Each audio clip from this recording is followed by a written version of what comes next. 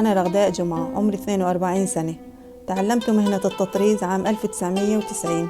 ضليت بهالمهنة يعني خلال فترة طويلة نتعلم فيها لحد ما طلعنا من تدمر عام 2015.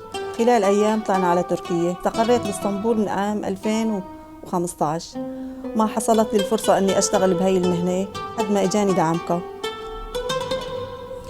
هلا بنجيب لشغل التطريز، بنجيب قماش خاص بالتطريز، بنجيب خيطان كمان خاصة بالتطريز والأبر، بنجيب الرسمات، بنرسم شو بدنا، بنسوي على لوحات، على مخدات، على رشقات، دواير تخت، شو بنجيب هالرسمة وبنرسمها وبنطرز. هاي الرسمة اللي طرزتها بتعبر عن تراث تدمر، عن بئر ورجل عم يسحب بالسطل المي مشان حاجاته بتدمر، والمرأة هي بتنقل بجرة المي.